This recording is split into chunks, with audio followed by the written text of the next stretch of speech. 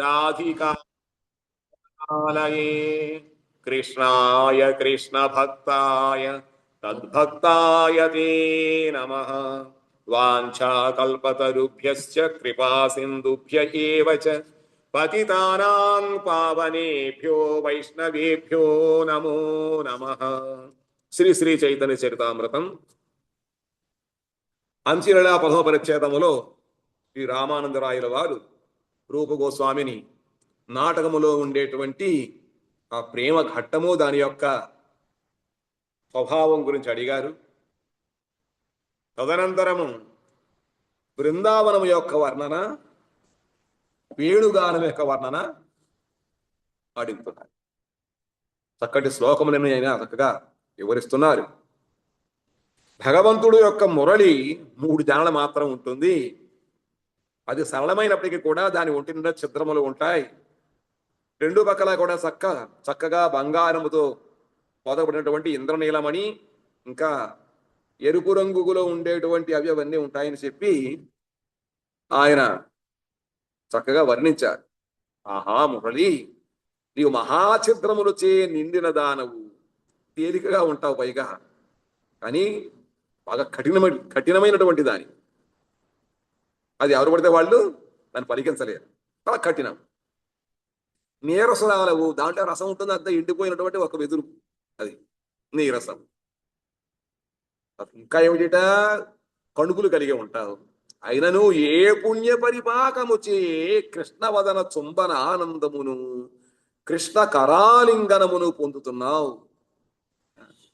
బయటికి సరళంగా ఉన్నా కఠినంగా ఉంటావు, ఒంటి నిండా ఛిద్రములు ఉంటాయి, అణుకులు కూడా ఉంటాయి, రసమేమి లేదు. అయినా నువ్వు ఎటువంటి భాగ్యం చేసుకున్నావు. భగవంతుడు దేన్నైనా తింటే రసం ఉండాలి, అందులో ఏమి లేకుండా అది. కానీ ఇంకా దేని పెట్టుకోకుండా నిన్నే పట్టుకుని ఉంటున్నాడు ఎంతసేపు కూడా.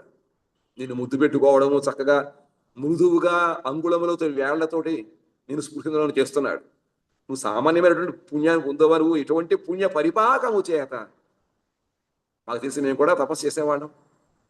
మేము కూడా చక్కగా మేము ఇంత సర్వస్వం సమర్పించి ఆయన యొక్క తృప్తి కోసం అని చెప్పి రకరకమైన పదార్థములు కానీ లేదా మిగతా సరంజామాతోటి ఆయన దగ్గర పెట్టినా కూడా ఆయన ఏదో మూడును బట్టి ఒకసారి ఒకసారి పల్లెల పొండంటూ ఉంటాడు.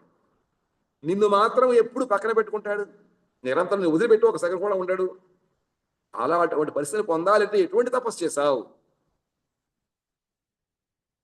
మురళీధ్వని మాధుర్యము ఎట్లుండునందిన మురళీధ్వని మేఘముల గతిని నిరోధించును. అది ఎలా ఉంటుందిట,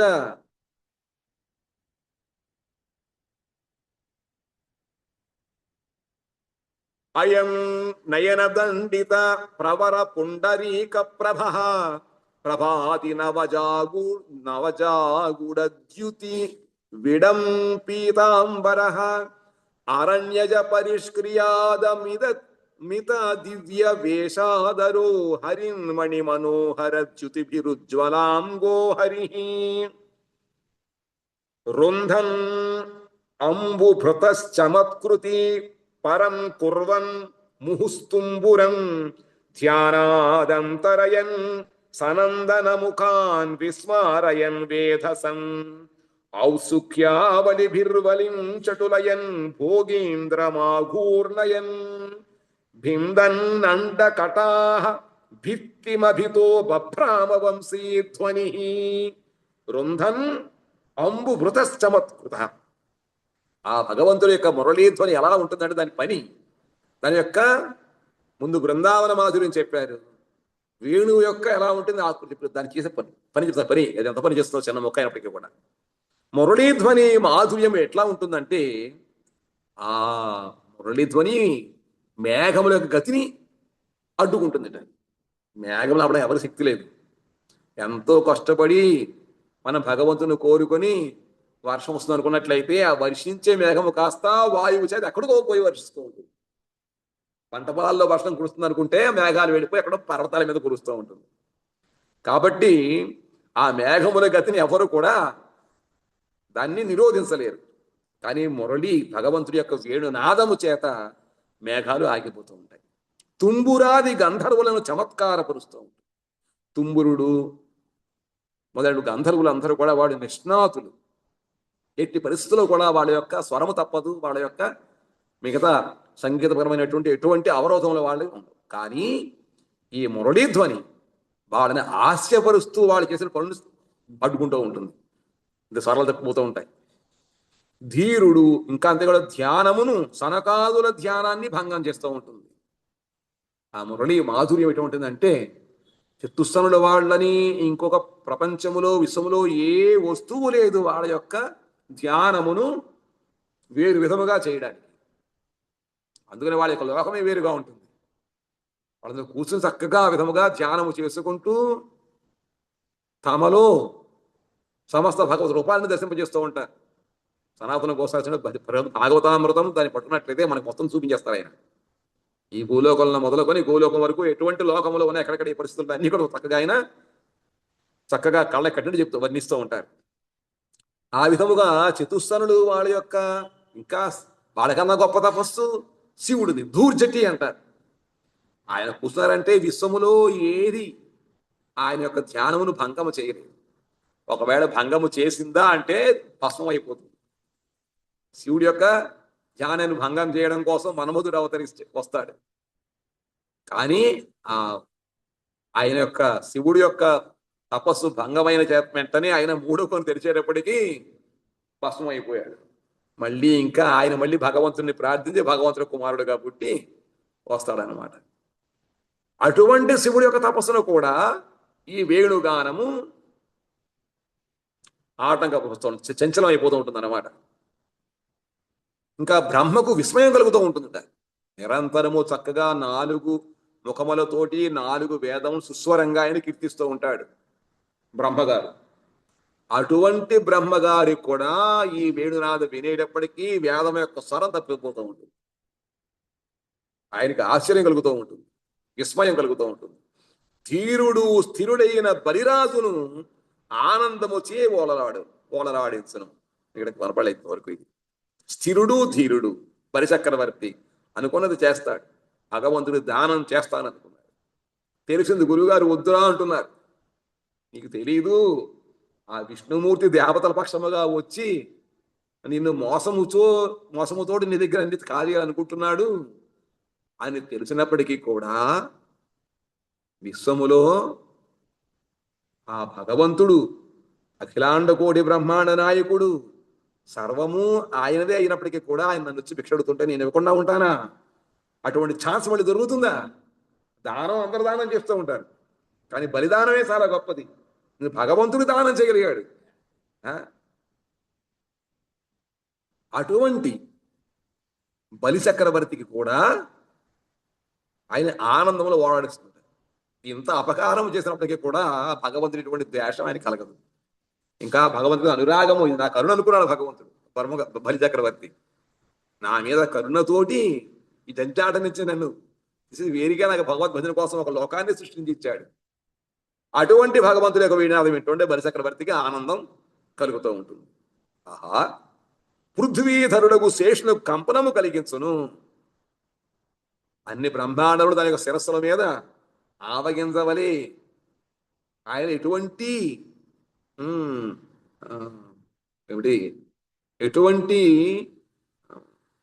బలహీనత లేదా భారము లేకుండా మోస్తూ ఉంటాడు, పరిశ్రమ లేకుండా మోస్తూ ఉంటాడు. ఆయన కాస్త ఎలా అన్నానంటే మొత్తం బ్రహ్మాండాలు అయిపోతాయి.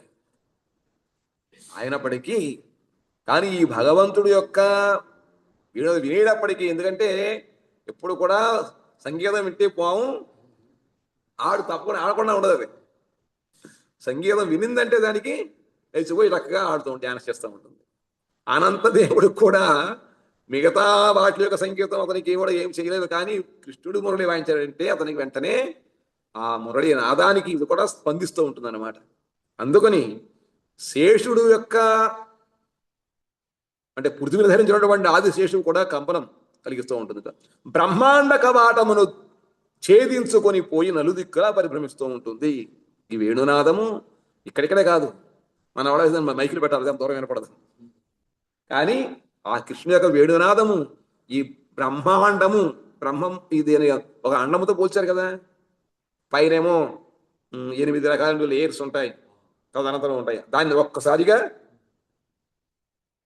పగలగొట్టి వెళ్ళిపోతుంది పైకి. అటువంటి శక్తి కలిగి ఉన్నటువంటిది.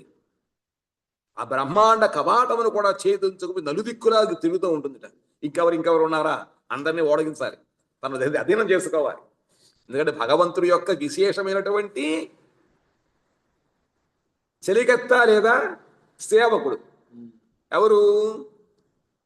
వేణునాదము. వేణువు కాదు, ఇక్కడ వేణువు భగవంతుడి యొక్క చేతిలో చక్కగా ఆనందం అనుభవిస్తూ ఎటువంటి సేవకుని పంపుతుందంటే భగవత్ కార్యం చేయడం కోసం అందరినీ కూడా వశం చేసుకుని ఇంకెవరు ఉన్నారు వశం చేసుకోవాలని చెప్పి తిరుగుతూ ఉంటుంది నాలుగు పక్కల పైకి వెళ్ళి. ఆ విధముగా ఛేదించుకుని వెళ్ళిపోయి ఇంకెవరిని తన వశము చేసుకోవాలా అని చెప్పి నలుదిక్కులా పరిభ్రమిస్తూ ఉంటుంది. సరే, ఇది వేణువు యొక్క పరిస్థితి. వేణువు వాయించడం ఎలా ఉంటాట? అయం నయన దండిత ప్రవర పుండరీక ప్రభ ప్రభాతి నవజాగుడద్యుతి విడం విడం పీతాంబరధర అరణ్యజ పరిష్క్రియాదమితి దివ్య వేషాధరో హరిన్మణి మనోహర ద్యుతిభిరుజ్వలాంగో హరి ఉజ్వలాంగో హరి. ఇంకా వేణులు వాయించడు కృష్ణుడు ఎలా ఉంటాట? ఈ కృష్ణుడు నయన శోభచే అతి సుందరమైన శ్వేత పద్మ ప్రభను హరించుచున్నాడు. మనిషి నల్లగా ఉన్నా కూడా కళ్ళు చల్లగా ఉంటాయి. ఎవరి హృదయం నిర్మలంగా ఉంటుందో వాళ్ళ కళ్ళు కూడా నిర్మలంగా ఉంటాయి.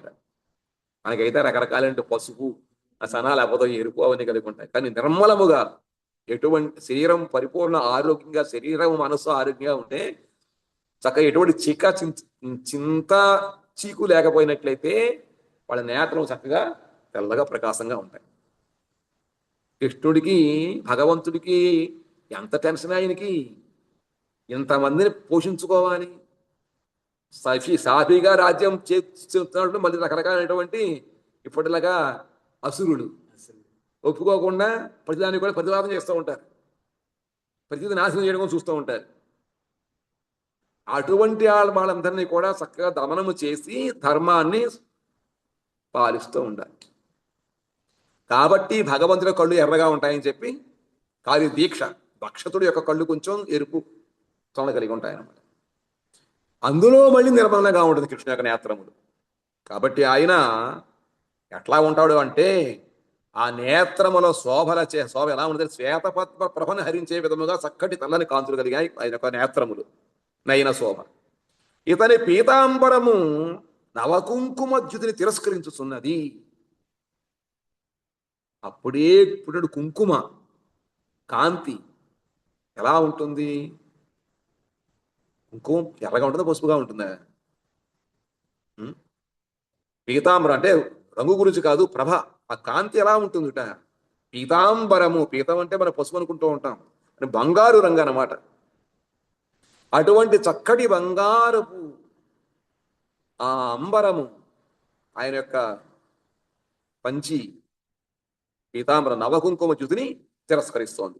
ఇతని వన్యవేషము దివ్యాలంకరముల యందు అనాదరమును కలిగించుతున్నది. ఆ భగవంతుడి యొక్క వన్యవేషం అంటే యశోదేవి 3 నగలు ఉన్నాయి ఆమెకి. ప్రతిరోజు రకరకములుగా అన్ని కూడా చక్కగా అలంకరిస్తుంది. ఏవో బంగారు పులిగోలని అవని ఇవని, కంకణములు, వలయములు, కాళ్ళకి గజ్జలు, మెడకేమో అన్నీ ఉంటాయి కదా, అది కింకిణి, ఇవన్నీ కట్టి పంపిస్తుంది. అక్కడికి వెళ్ళిన తర్వాత చెరువులో స్నానాలు చేస్తారు కదా వాళ్ళు, స్నానం చేసిన మొత్తాన్ని కూడా ముందు అక్కడ భద్రంగా వాళ్ళ దగ్గర బోర్డు బట్టలు, మనకైతే బట్టలు ఉండవు, అది పుట్టేసినవే. కానీ వాళ్ళకి బట్టలు కాబట్టి ఒక మూట బట్టలకి మూట కట్టేస్తారు, కృష్ణుడికి ఆభరణాన్ని కట్టేసి పక్కన పెట్టేస్తారు అంతే జాగ్రత్తగా. ఇప్పుడు వాళ్ళు చక్కగా వన్యవేషం, రకరకాలైనటువంటి అడవుల్లో పుట్టేటువంటి ఆ గైరికాది ధాతువులు అంటారు, కాస్త రాళ్ళు, రకరకాల రాళ్ళు ఉంటాయి, కొంచెం రంగురంగు రాళ్ళు అనమాట. ఇలా కరిగితే వెంటనే కూడా మా గోపిచంద్రాలకు అలా కరిగిపోతుంది. దాంతో చక్కగా వాళ్ళు కృష్ణుడికి అలంకారాలు చేస్తూ ఉంటారు, ఆ గుంజమాలలు ఇవన్నీ వేస్తూ ఉంటారు. ఆ మాలలు వాటిలో వనములో వచ్చేటువంటి ఈ అలంకారములతోటి కృష్ణుడు అలంకరిస్తే ఆయన ఎలా ఉంటాడట? ఈ బంగారు ఆభరణములు కూడా దాని ముందు దిగదురు అనమాట. అంత చక్కటి దివ్య అలంకారం కూడా అనాదరము. ఇతని యొక్క వన్యవేషం అనవేషం ఎలా ఉంటుంది, దివ్యమైన అలంకారములు కూడా అనాదరం. అంటే వాటికి ఇంకా అంత శోభ ఉండదు అనమాట. ఇంకా కృష్ణ యొక్క శరీర కాంతి ఇంద్రనీలమణుల కాంతి వలె మిక్కిలి ఉజ్వలమైన విరాజులతో ఉంటుంది. చక్కటి ప్రకాశం. మహాత్ముల ముఖం ప్రకాశంగా ఉంటుంది. భాగవంతుల శరీరము నీలముగా ఉంటూ, నీలమని ఏ విధంగా అయితే కాంతి చేత రిఫ్లెక్ట్ అయ్యి చక్కటి కాంతిని వెదజల్లుతూ ఉంటుందో ఆ విధముగా భగవత్ శరీరము కూడా దివ్యమైనటువంటి ఒక కాంతిని కలిగి విరాజిల్లుతూ ఉంటుంది. ఇది ఆయన యొక్క రూపవర్ణన. జంఘాదస్తట సంగి దక్షిణ పదం. ఆయన వాక్య ప్రయోగాలు, పద ప్రయోగాలు ఉంటుంది సంస్కృత పద్యాల్లో. ఇవన్నీ మిగతా వాటిలే కన్నా గీత ఒక రకంగా ఉండదు, భాగవతం ఒక రకంగా తీసుకోండి. జంఘాదస్తట సంగి దక్షిణ పదం కించిత్ విభుగ్న త్రికం సాచి స్తంభిత కందరం సకితిర సంచారి నేత్రాంచలం వంశీ కుట్మదితే దధానమధరే లోలాంగుళీ సంగతాం రింగద్భ్రూ భ్రమరం వరాంగి పరమానంద పురస్వీకురు కులవరతను ధర్మగ్రావ బృందాని భిందన్ సుముఖి నిశిత దీర్ఘాపాం ఘటం కచ్చటాభిః యుగపద యమపూర్వ పురో విశ్వకర్మ మరకతమణి లక్షైర్గోష్ఠకక్షాం చినోతి మహేంద్రమణి మండలీద్యుతి విడంబిదేహద్యుతి బ్రజేంద్ర కులచంద్రమాః స్ఫురతి కోపి నవ్యో యువా సఖి స్థిర కులాంగన నికర నీవి బంధార్గళచ్చిదాకరణ కౌతుకీ జయతేస్య వంశీధ్వని పాలా దక్షిణోర్లక్ష్మీ కవలయతి నవ్యం కువలయం ముఖాల్లాస పుల్లం కమలవన ముల్లంఘయతి చ దశాం కష్టామష్టాదపి నయత్యాంగికరుచి నిర్విచిత్రం రాధాయాః కిమపి కిల రూపం విలసతి విధురేతి దివా విరూపతాం శతపత్రం బత సర్వరీ ముఖే ఇతి కేన సదా శ్రియోజ్వలం తులనామర్హతి మత్ప్రియాననం. ఓ సఖీ, చెప్పుకుంటున్నారు వాళ్ళకి దర్శనం చేసింది రూపాన్ని ఇంకెవరు చూశారు? పక్షుల గురించి మాట్లాడలేరు కదా. గోపకుమారులు వాళ్ళలో బాగుంది అంటారు.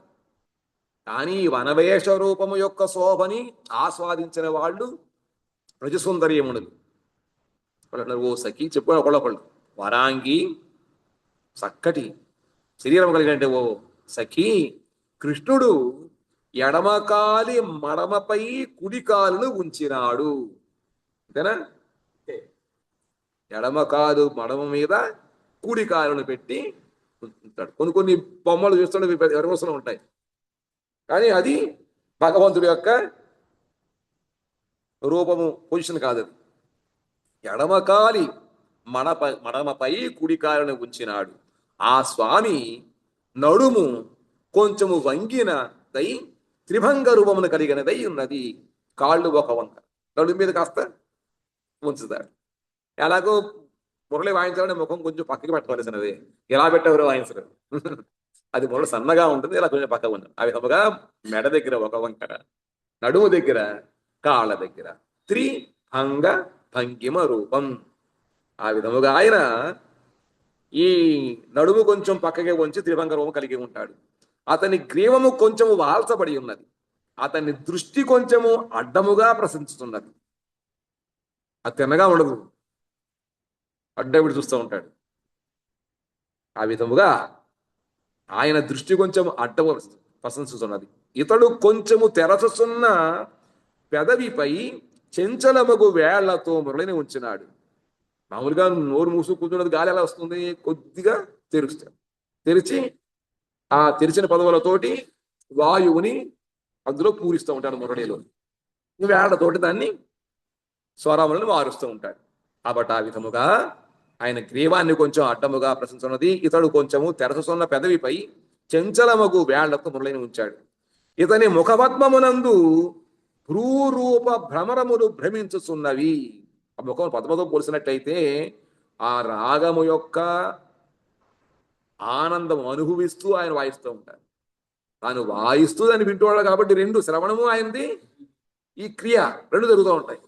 దాంతో ఆ భావంతో వాయించేటప్పుడు కళ్ళు కాస్త కనుబొమ్మలు కదులుతూ ఉంటాయి అన్నమాట. ఆ విధముగా ఆయన ఈ భ్రూ దృష్టి కొంచెం ఈ విధంగా ఉండడం వలన ఆయన భ్రూవులు అనేటువంటి భ్రమరములు చక్కగా ఈ నేత్ర పద్మముల మీద అవి తిరుగుతూ ఉంటాయన్నమాట. అట్టి కృష్ణుడు నీ ముందు పరమానందముతో నెలకొని ఉన్నాడు. ఈ స్వామిని అంగీకరించు కాబట్టి రాధా, అటువంటి కృష్ణుడు నీ ముందు ఉన్నాడు కాబట్టి అతనిని నీ యొక్క స్వామిగా, నీ యొక్క ప్రభువుగా నువ్వు అంగీకరించు. ఓసకి మనమునందు నిలుచున్న మనమునందు ఈ విశ్వకర్మ ఎవరై ఉండునో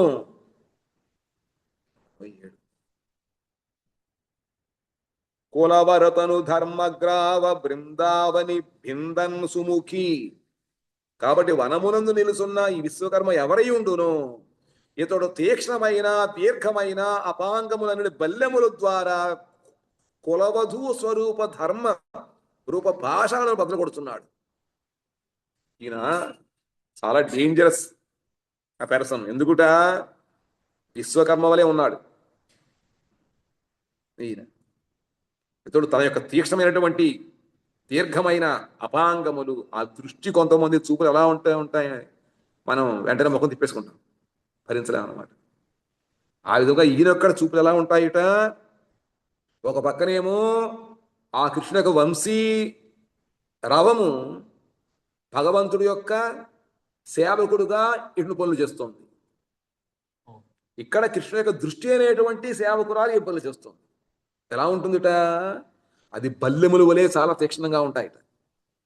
ఇతడు తీక్షణమైనటువంటి దీర్ఘమైన అపాంగములు అనేటువంటి పక్కన దృష్టి అయినటువంటి బల్లెములతోటి పగలు కొడుతున్నాడు. పాషాణాన్ని పగలు కొడుతున్నాడు. డైనమైట్ ఏ విధంగా కొండలు పెట్టి పేల్ చేస్తారు, తాట అందరూ ముఖముఖలైపోతుంది. అటువంటిది ఈయన దృష్టిట. ఎందుకుట? కులవధువులు, పతివ్రతలు, వాళ్ళు పతివ్రత ధర్మం అనేటువంటి దాన్ని చాలా కఠినముగా, ఏ చెల్లాచెదరు కాకుండా పాషణ ఏ విధంగా అయితే ఎంత కఠినంగా ఉంటుందో, అంత దాన్ని పకడ్బందీగా ఉంటుందో అంత పకడ్బందీగా వీళ్ళు ధర్మాన్ని ఆచరిస్తున్నారు. ఏది? పతివ్రత ధర్మం అని. ఆ విధముగా కులవధు స్వధర్మ రూపము వాళ్ళ యొక్క సధర్మైనటువంటి పాషాణముని ఇది ఈజీగా పగలగొట్టేస్తుంది. వెంటనే వాళ్ళు అక్కడ మర్చిపోయి వెంటనే కృష్ణుడు చూసేసి ఆ కృష్ణుడు ఆకర్షణలు అవుతున్నారు.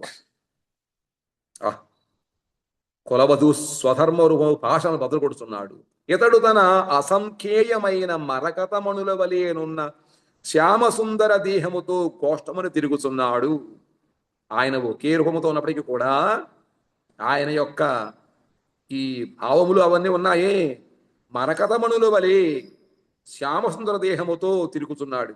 ఆయన నేత్ర దృష్టి ద్వారా, రూపము ద్వారా, వేణువు ద్వారా, చిరునవ్వు ద్వారా రకరకమైన ఇవన్నమాట. ప్రతీది కూడా మరకతమణి. అటువంటి సైన్యంతో ఆయన తిరుగుతున్నాడు. తన కాంతులతో విజయం నింపుతున్నాడు. దీనిచే కృష్ణుని వైదగ్ధ్య సౌందర్యాది గుణములు రాధకు మిక్కిలి చమత్కృతిని కొల్పినవి అని తెలియచేస్తున్నది. అప్పుడు ఆ విధంగా అటువంటి ఈ గుణములు ఏవైతే ఉన్నాయో అవన్నీ కూడా సౌందర్యాది గుణములు, అవన్నీ కూడా వైదగ్ధ్య గుణములు అన్నమాట. విదగ్ధుడు అంటారు, అందుకని విదగ్ధుడు, విదగ్ధ మాధవము నాటకం పేరు. ఆ విధంగా కృష్ణుడు తన యొక్క ఈ గుణముల ద్వారా, ఈ నామముల ద్వారా, రూపము ద్వారా వాళ్ళందరి యొక్క మనసును లగ్నం చేసేస్తూ ఉంటాడు. వాళ్ళల్లో కామ ఉద్దీపితము, లేదా భగవంతుని పొందాలి, భగవంతుడి దగ్గర ఉండాలి, ఆయన సేవ చెయ్యాలి, ఆయనకు ఆనందం ఇవ్వాలనేటువంటిది లోపల ఎంత వద్దనుకున్న కూడా వాళ్ళు ప్రేరేపిస్తుంది. అందుకని కృష్ణ దగ్గర వచ్చేస్తూ ఉంటారు వాళ్ళు. కాబట్టి ఆ విధముగా కోసం తిరుగుతూ ఉంటాడు, తన కాంతులతో వ్రజమంతా కూడా నింపుతున్నాడు అని చెప్పి అక్కడ భగవంతుడి రూపం గురించి చెబుతున్నారు. ఓ సఖి, మహా ఇంద్రమణుల గర్వమును పోగొట్టు దేహద్యుతి గలవాడు. మహామహా ఇంద్రమణులు. ఇప్పుడు ఇంద్రమణులు చూసారా? అనుకోవడం మీద అక్కడ చూస్తాం, మణులే మనకు అన్ని కనపడవు, అంత అరుదు అనమాట. ఆ అరుదులలో ఇంకా గొప్పది ఇంద్రనీలమణి. నీలమణిలో కూడా ఇంద్రనీలమణి. ఆ ఏదో పెట్టుకుంటారు, ఏ రాసి వాడుకో పెట్టుకోవాలని బంగారం ఉంగరాలు చేసి మనం పెట్టుకుంటూ ఉంటారు. అవన్నీ మామూలువే. కానీ అసలు శిశైనటువంటి మణి చూడటమే కష్టం. ఇవన్నీ ప్రాపంచికములు. ఇనేమో దివ్యమణి. అటువంటి అప్రాకు, అందుకని మీకు ఇక్కడ దొరకదు ఈ రూపం, ఆ కృష్ణ యొక్క రూపం అన్నమాట. కాబట్టి ఆ విధముగా ఇంద్రనీలమణుల యొక్క మహా ఇంద్రనీలమణుల యొక్క గర్వాన్ని కూడా పోగొట్టే విధముగా దేహ శరీరకాంతి కలిగిన వాడు కృష్ణుడు. వ్రజరాజ కుల చంద్రుడు. వ్రజరాజ నందమహారాజు పరంపరగా వచ్చిన రాజ కులమునకు ఈయన చంద్రుడు. చంద్రుడు ఈ విధంగా తన కాంతి ద్వారా చక్కగా అంత లోకమును ఆహ్లాదం కలిగింపజేస్తూ ఉంటుందో, చక్కటి పంటలు పండిస్తూ ఉంటుందో, ఆ విధముగా భగవంతుడు ఈ నంద వంశములో లేదా యాదవ వంశములో, ఏ వంశం చెప్పారు ఇక్కడ, నవ కృష్ణుడు ఉన్నవాడు వ్రజరాజ కులము, వ్రజరాజు. ఆ వ్రజమునకు రాజకులములో పుట్టినటువంటి ఈయన తన యొక్క ప్రకాశము చంద్రుడి విధముగా అందరిని ఆకర్షించి అందరిలో కూడా ఈ అనురాగం పంటని, ప్రేమ పంటని పండిస్తూ ఉంటాడు భగవంతుడు కృష్ణుడు. కమనీయమైన నవయువకుడు నిత్యము కిశోర రూపంలో ఉంటాడు. కమనీయమైనటువంటి అప్పుడప్పుడే వచ్చేటువంటి యవ్వనం విరాజిల్లుతున్నాడు. అతని వంశీధ్వని ధైర్యశీలులకు కులాంగనల యొక్క కోకములను విప్పుచూ మిక్కిలి కౌతుక సారిని ఎగుస్తున్నది. అతని యొక్క వంశీధ్వనికి మహాధీరము, ధీరమంటే ఎటువంటి చంచలము లేకుండా ధైర్యము, మంచి ఓర్పు కలిగి ఉంటారు వాళ్ళు. ఆ ఓర్పు ఎటువంటిదో మిగతా ఏది కూడా వాళ్ళని చిత్తమును చాంచల్యం కలిగించలేదు. అయినప్పటికీ కృష్ణుడికి వంశీధ్వని చేత పాటలో ఒక విధమైనటువంటి భగవంతు అనురాగ భావం వచ్చిన వెంటనే ఆ శిథిలం అవుతే పొందారన్నమాట. అదొక భావం. దాంతో ఆ శరీరం ఉన్నప్పటికీ కూడా వస్త్రములు కొంచెం వదిలైపోతూ ఉంటాయి. శరీరం సూక్ష్మం చేస్తూ ఎండి పెట్టదు. అదొక చమత్కారముగా ఒక సన్నం అవుతూ ఉంటారన్నమాట.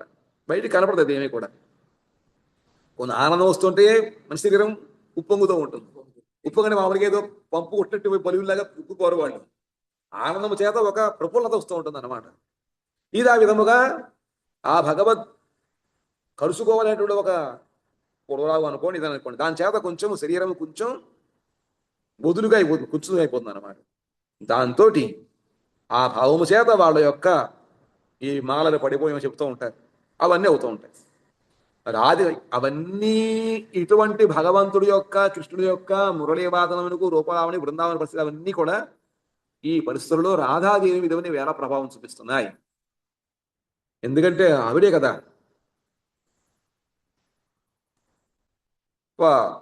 పటిష్టమైనటువంటి దేవులు లొంగనటువంటి ఒక మహాపతివ్రత. రాధిక ఎట్లున్నది అన్నట్లయితే రాధ యొక్క నయన శోభ నవీన నీల కమలముల శోభను ప్రబలముగా తిరస్కరించుతున్నది. రాధాదేవి తక్కువ. ఆవిడేమో కృష్ణుడి యొక్క కాంతి ఏమో తెల్లగా చెబుతుంటే రాధాదేవి యొక్క నేత్ర శోభ ఎలా ఉందిట, నవీన నీల కమల శోభ. ఎందుకంటే కాటుకి పెట్టుకుంటుంది కాబట్టి ఆ నేత్రలను నీల కమలముతో పోలుస్తున్నారు. నవీన అప్పుడే వికసించినటువంటి నీల కమలముల యొక్క శోభని కూడా తిరస్కరించే విధముగా ఎంతో సౌందర్యముతో ఉంది. ఆమె యొక్క ప్రఫుల్ల ముఖోల్లాసము పద్మవనమును పరాజితము చేయుచున్నది. ఇంకా ఆమె ముఖాసం ఇప్పుడు ఆనందముతో ఉంటుంది అనమాట ఆవిడ. అటువంటి ముఖము యొక్క ఉల్లాసము పద్మవనమును తిరస్కరించే విధముగా ఎంతో చక్కగా ప్రకాశముగా ఉంది. ఆమె అంగకాంతి బంగారమునకు కష్టదశను ఆపాదిస్తున్నది. ఆవిడ గౌరాంగి కాబట్టి పుటము పెట్టిన బంగారము ఎంత స్వచ్ఛముగా కాంతివంతముగా ఉంటుందో అంతకన్నా ఎక్కువ ప్రకాశముగా కాంతిగా వంతముగా ఉంది. అంటే బంగారపు యొక్క శోభ కూడా అక్కడ దిగుదుడు అనమాట. అంతకన్నా ఎక్కువగా ప్రకాశిస్తూ ఉంటుంది. కష్టదశ అయ్యో నేను ఎంత నిప్పుల్లో కాలినా కూడా నా శోభ కన్నా రాధాదేవి శోభ ఎక్కువగా ఉంది, నాకు ఎంత కష్టమో అనుకుంటూ ఉంటుంది. ఇట్లు పరమాత్మకమైన రాధిక రూపము కమనీయముగా విలసిల్లుతున్నది. ఆ బృందావనంలో కృష్ణుడి యొక్క శోభ ఆ విధంగా ఉంటే రాధాదేవి ఎంతో కమనీయముగా ఆ విధంగా అక్కడ వికసిస్తూ చక్కగా విరాజిల్లుతోంది. చంద్రుని శోభ రాత్రి సుందరముగా ఉంటుంది. చంద్రకాంతి ఎప్పుడు కూడా రాత్రి దాన్ని పగలేదో దానికి వాల్యూ ఉండదు. పగలు వెలవలిపోతూ ఉంటుంది. చూడండి, ఒకసారి సూర్యుడు బీచ్లో మామూలుగా తెల్లగా ఒక కాగితం ఒకరికి పైన ఉంటూ ఉంటుంది, ఆకాశంలో కనపడుతుంది, ఎటు కాంతి ఉండదు. అదే రాత్రి వేళ ఎంత ప్రకాశంగా ఉంటుందో అలా ఉంటుంది పగలు ఉంటుంది. అలాగే పద్మము కూడా పగలు సుందరంగా ఉంటుంది. పద్మము సూర్యకిరణాలకి ఇచ్చుకుంటుంది, పగలు సుందరంగా ఉంటుంది. సూర్య ఎంత దానం సూర్య అస్తమైపోతే మళ్ళీ ముడుచుకుపోతూ ఉంటుంది. కాబట్టి ఈ పద్మములు పగలు సుందరముగా ఉన్నప్పటికీ కూడా రాత్రి ముచ్చుకుపోతూ ఉంటాయి. చంద్రుడా అంటే చంద్రుడేమో పగలు ప్రకాశం ఉండదు, పద్మంతో పోలుస్తామంటే పద్మమేమో రాత్రి పిల్లలు పోతూ ఉంటుంది, ముడుచుకుపోతుంది. కానీ మిత్రమా నా ప్రియురాలు కృష్ణుడు అంటున్నాడు. కానీ ఓ మిత్రమా నా ప్రియురాలు ఉందే ఆవిడ అగు రాధా వదనము దివారాత్రము శోభతో ఉజ్వలమైనది. ఆ రాధాదేవి ముఖపద్మం అనేటువంటిది చంద్రుడు కన్నా పద్మము కన్నా కూడా ఎంతో ఉన్నతముగా నిరంతరము రాత్రి పగలు కూడా ఒకే విధంగా ప్రకాశంగా ఉంటూ ఉంటుంది. ఆహా, ఉజ్వల శోభతో ప్రకాశిస్తుంది. కావున వేటితోనైనను రాధా వదనమును పోల్చుటకు అవకాశము లేదు.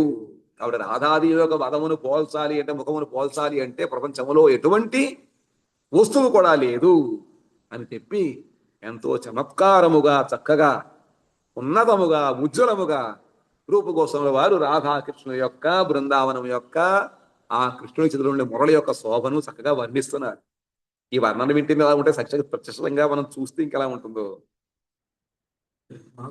చూస్తామా చూస్తామా